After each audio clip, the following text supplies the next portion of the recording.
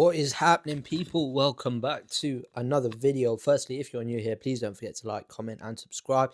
It helps the algorithm. But in case you didn't know, and it hasn't really been covered by a lot of media over here in Britain, but yesterday was a pivotal moment in the advancement of the Muhammad Ali Boxing Reform Act. It had passed through Congress and now it's scheduled to go through the Senate. And if it goes through the Senate, all it requires is a signature from the president, and the Ali Reform Act is empowered. If it's empowered, it allows Zuffa Boxing to operate their UBO framework, which essentially will allow them to control everything from promoting a fighter to managing a fighter to creating boxing leagues, which in theory allow them to monopolize the market. It was quite a pivotal moment yesterday. You had Oscar De La Hoya, runs Golden Boy Promotions, multiple weight champion, somewhat of an icon on the sport. He spoke against this Ali Reform Act. Nico Ali Walsh, the grandson of Muhammad Ali and someone who's a professional fighter himself. Again, he's someone who's spoken against the Ali Act. He's someone who's grown up with the legendary Muhammad Ali and someone who has been around it and breathed it more than anyone else. So it's quite telling that he again opposes the stipulations in the Ali Reform Act. Then you had Timothy Shipman, runs the Florida Athletic State Commission. He's someone who was impartial in the whole thing. He spoke a lot about wanting to enact protections that allow for strict protocols, so he was very fighter friendly. And then you had Nick Khan, a TKO board member, a powerful business executive, someone who's worked with WWE, someone who's a board member of TKO and is in charge of Zuffa Boxing. He spoke in favor of this Ali Reform Act because if it is enacted, it will allow them to pose what they want to impose, enact things that could again alter the trajectory of the sport, get rid of the sanctioning body. So we'll start with Oscar De La Hoya.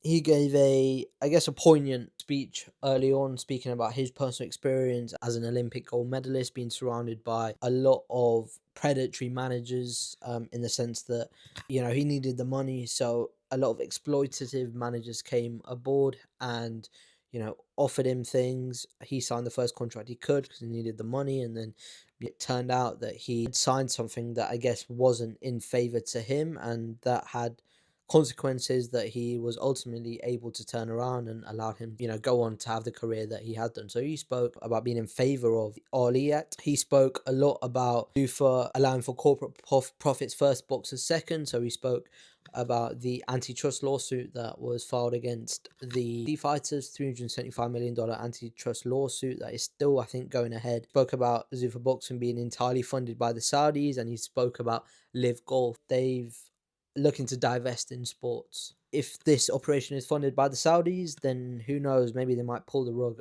under the whole thing and they could pull funding all of a sudden. And Conor Benn, $15 million. TKO came out and said that was entirely funded by the Saudis. He also said as well there is no confusion with the current system. Interestingly, Nico, his grandson, talked about fighters being labeled as independent contractors in the UFC. They in turn don't have much of a choice, and it means choice becomes theoretical and not real.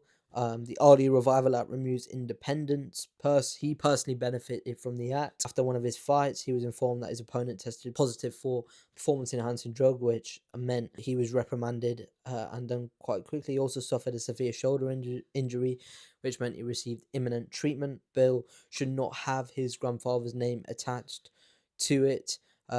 He suggested that the sport is in a great place, heading into a golden period. They should add safety measures without stripping fighters' rights. And that was a constant theme that I guess that was universal amongst all the people that were on this panel. They all spoke about wanting to do what's right for the fighter and add safety measures. They're all proponents of that, and they all want that at the end of the day. So that's important to bear in mind. He did say as well that some of the best fights are getting made now. You only have to look at DAZN's broadcast deal with a plethora of different promotional companies, Golden Boy, Matchroom, Queensbury. They're in a great position. You got Xander Zayas, Boots Ennis. Yeah, he mentioned that they're in a great place and it doesn't need the reform that Zuffa are proposing.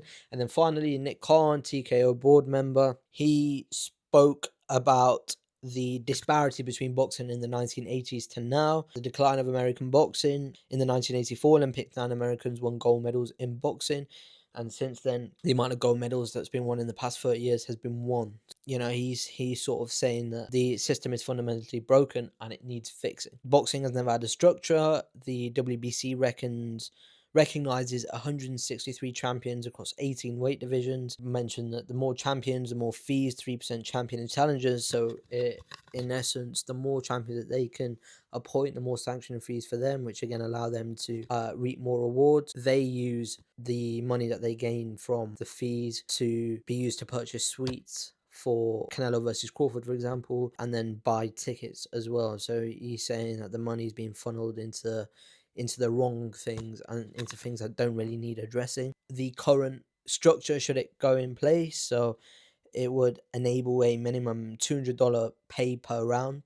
This is if the Zuffa model is enacted, so it would essentially what it's calling for to a minimum $200 per round.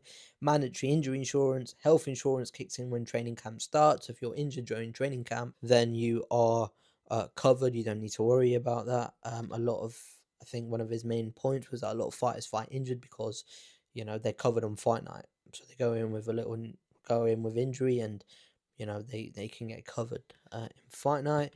A 6-year promotional cap, so they can't sign for more than 6 years.